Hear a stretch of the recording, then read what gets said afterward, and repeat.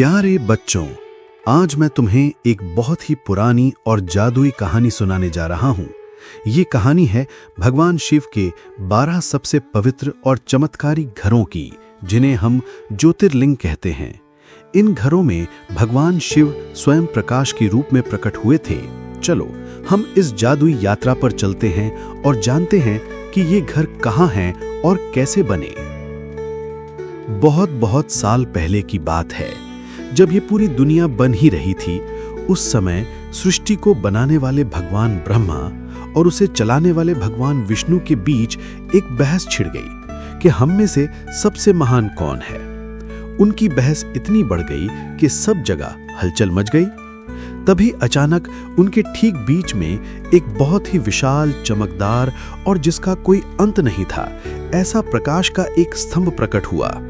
ये स्तंभ इतना बड़ा था कि इसका ना तो कोई ऊपरी सिरा दिख रहा था और ना ही कोई निचला सिरा। ब्रह्मा जी और विष्णु जी दोनों इसे देखकर हैरान रह गए। उन्होंने सोचा कि ये क्या है। तब उन्होंने फैसला किया कि जो भी इस अद्भुत प्रकाश के स्तंभ का अंत पहले खोज लेगा, वही सबसे महान कहलाएगा। भगवान ब्रह्मा हंस का रूप लेकर ऊपर की ओर उड़े और भगवान विष्णु वराह का रूप लेकर नीचे की ओर खुदाई करने लगे, लेकिन कोई भी उस स्तंभ का अंत नहीं खोज पाया। थक हार पर जब वे वापस आए तो उस विशाल प्रकाश स्तंभ से स्वयं भगवान शिव प्रकट हुए। उन्होंने बताया कि वे ही परम सत्य हैं और उन्होंने ही ये प्रकाश स्तंभ बनाया था। उन्होंने ब्रह्मा और विष्णु को समझाया कि वे ही सबसे महान हैं। जहां जहां ये प्रकाश स्तंभ प्रकट हुआ, वहीं वहीं बाद में ये पत्थर की शिवलिंग के रूप में स्थापित हो गया और इन्हीं पवित्र स्थानों को ज्योतिर्लिंग कहा जाने लगा। ये ज्योतिर्लिंग हमें याद दिलाते हैं कि भगवान शिव हमेशा अपने भक्तों के साथ रहते हैं और उनकी रक्षा करते हैं। अब चलो हम एक एक करके भगवान शिव के इन 12 पवित्र घरों के नाम और वे कहाँ हैं ये जानते हैं। सोमनाथ ज्योतिर्लिंग ये गुजरात राज्य के गिर सोमनाथ जिले में प्रभास पाटन शहर में है। मल्लिकार्जुन ज्योतिर्लिंग ये आंध्र प्रदेश राज्य के कुर्नूल जिले में श्रीसेलम नामक पवित्र स्थान पर है। महाकालेश्वर ज्योतिर्लिंग ये मध्य प्रदेश राज्य के उज्जैन शहर में है। ओमकारेश्वर ज्योतिर्लिंग ये मध्य प्रदेश राज्य के खंडवा जिले में ओमकारेश्वर नामक स्थान पर है।